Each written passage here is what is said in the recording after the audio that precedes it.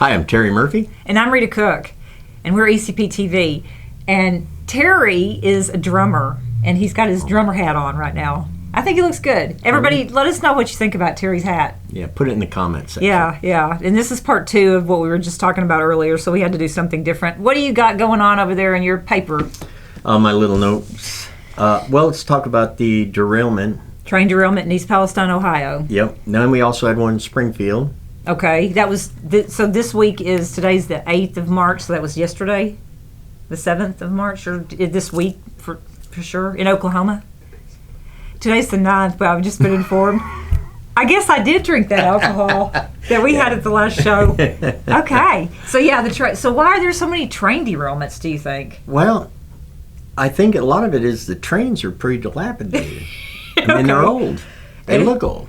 How many miles of track do we have? I think we said 140,000. 140,000, which seems like there's a lot more than that. But. I know. That's a lot of miles, though. So, and at least half of them, well, the trains are owned by Norfolk Southern, which we already know. Alan Shaw is the CEO, and Vanguard, BlackRock, and State Street, I'll just keep saying their names over and over, they own the majority of that. Yes, they own TikTok, Netflix, McDonald's, Walmart. If you go to any of these places, stop, because the only way that you can get these people to do anything is like hitting them in the pocketbook.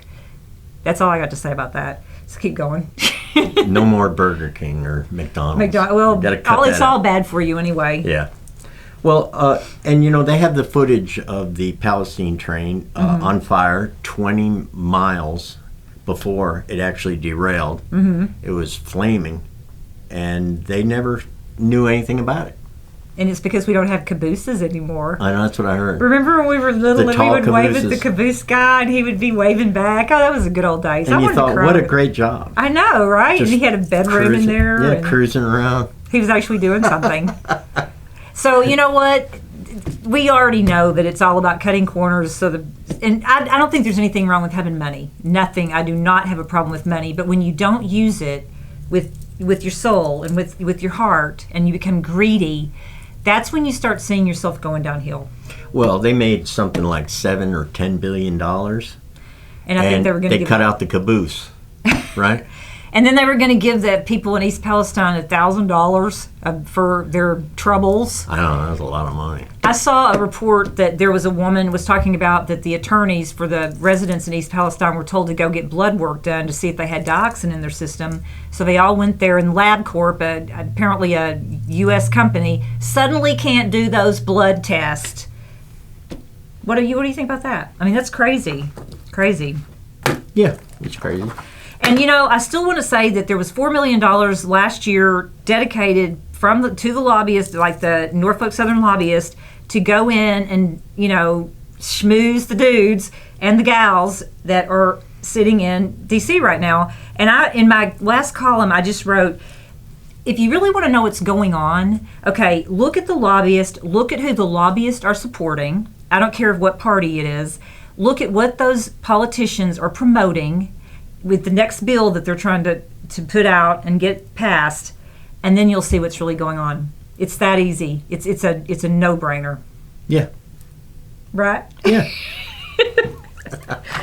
All right, so the other thing I was going to talk about, there's a dude by the name, he's a Serbian tennis player, professional tennis player, and I'm not going to say his name right, Novak Djokovic. 3 days ago, he was not admitted into the United States. Homeland Security would not allow him into the United States. Do you know why? COVID. He didn't have the vaccine. Okay. So they didn't let him in our country.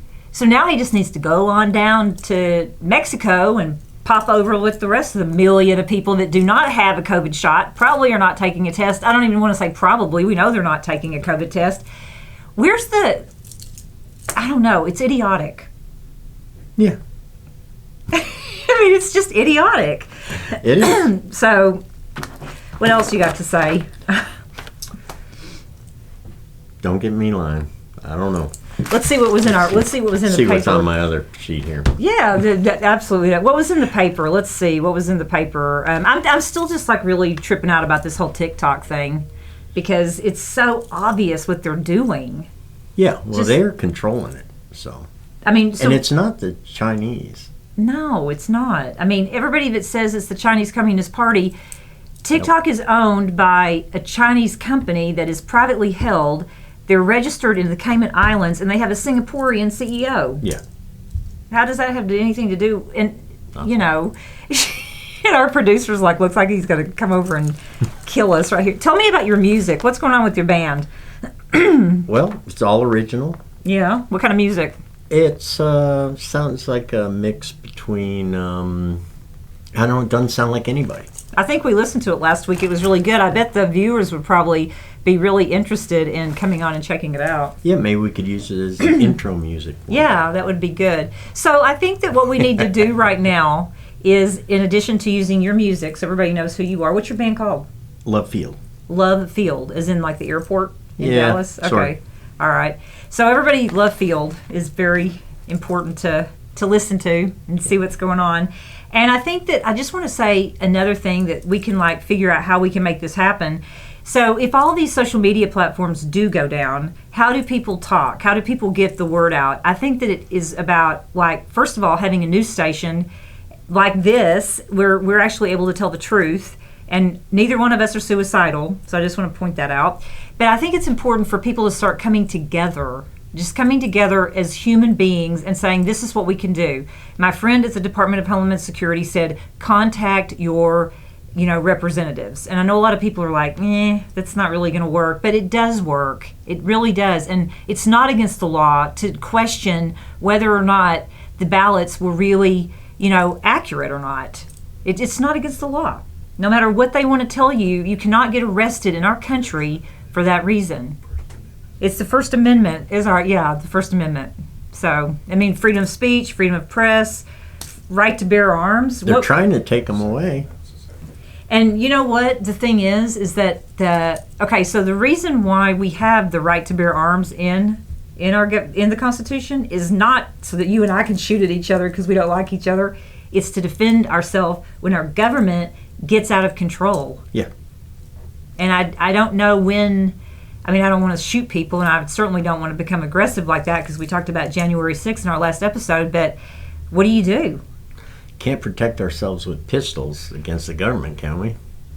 Once you take away the guns, once you take away the people's money, like the digital currency they're trying to put in place where we have a social credit system, once you take away people's rights, once you take away people's minds, which is what's happened with COVID, then you have a bunch of people that are just pacifists.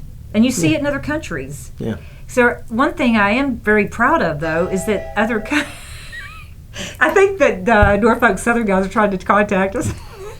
Is that a train horn? I think that that just totally blew me away. I don't know. I think the train's coming through. Once you take away people's minds and take away their rights, and you do it slowly, you don't do it over time. I mean, you don't do it quickly with guns. You do it just by what happened with the pandemic. We've seen what happened with the pandemic, and now there's tons of people. We're aware that all that was just hogwash. I haven't used that word in ages. Hogwash? I don't think I've ever used that word. So, anyway, I guess what is hogwash? I don't know. It's got to be a Southern term. It's got to be. But you're from the South, aren't you? Nope. Where are you from? Right near Palestine, Ohio. Really? Yep. Do you have relatives there? No. They're all dead now.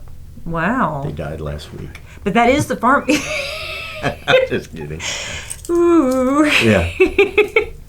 That is the farmland. Yeah. And once you take away the farmland and you get rid of the food sources, the water sources, then you are dependent on your government, which is what's happening. Yeah, a lot of corn up there. Really? Yeah. What's the deal with corn? I mean, why does everybody have so many cornfields going on? Corn's good. I don't even think it's very nutritional, to tell you the truth. It's not. I heard there's hardly any nutrition no nutritional value. You can make alcohol with it. Our producer's letting us know. Okay, all right. So right. did you live on a farm in Ohio? I grew up next to a farm. Okay, all right. I mean, the Midwest is a really amazing place. I lived in Chicago, and the people from the Midwest they're good people. All right, we got to go. I'm Rita Cook. Terry Murphy. We're ECP-TV.